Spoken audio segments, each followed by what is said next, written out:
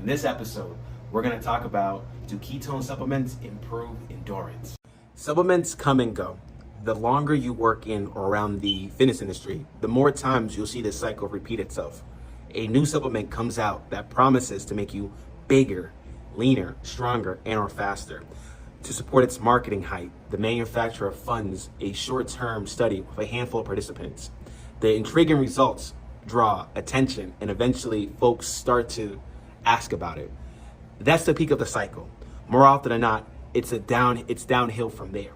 That brings us to a new study on ketones.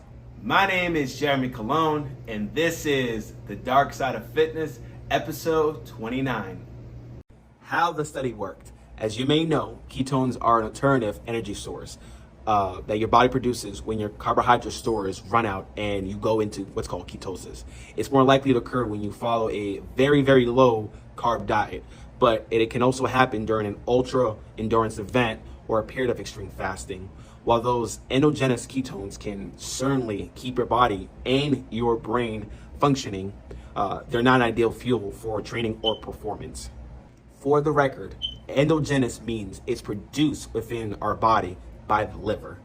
In the case of ketones, the opposite would be an exogenous substance, which you either ingest or you inject. But what if an athlete could have ketones for energy without first depleting carbohydrates and going into ketosis? Would the addition of a new fuel source improve endurance, performance? To answer that question, the research team did a systematic review of a recently published studies that compared ketone supplements to a placebo. They ended up with 8 studies for their review, including a total of 80 participants. Details you don't want to miss from this study.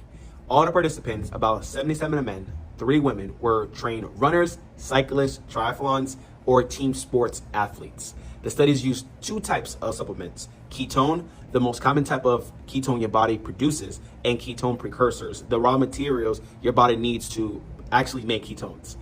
Both raise blood levels of ketones with minimal gastrointestinal distress. The researchers didn't include studies that use ketone salt or ketone diesters. Both have performed poorly in research, sometimes producing worse results than an actual placebo. What the study found: the supplements increased blood levels of ketones, but there were no significant differences in endurance performance measured by time to exhaustion or by distance covered in a specific amount of time between the participants who got the supplements and those who got a placebo. It's important that the researchers looked at both measures. What I mean by both measures: oftentimes, endurance research just looks at time to exhaustion, which isn't fully reflective of the actual competition. That's because a competition is usually about covering a set distance in the shortest amount of time, like a race or an obstacle course or whatever the case is, rather than seeing who can go for the longest periods of time. However, an extra source of energy didn't offer any benefits for the trained athletes in the studies included in the review. The dose used in the study didn't seem to matter either. Higher doses raised blood ketone levels more than lower doses, but there was no relationship between the ketone levels and the performance. Here are some coaching takeaways from this study. Number 1, the sample sizes were small, but the results do make sense. Humans evolved to operate on a small mix of carbs and fat. If ketones were a better energy source, we expect our bodies to generate them without the stress of starvation, prolonged exercise, or even being on an extremely low carb diet.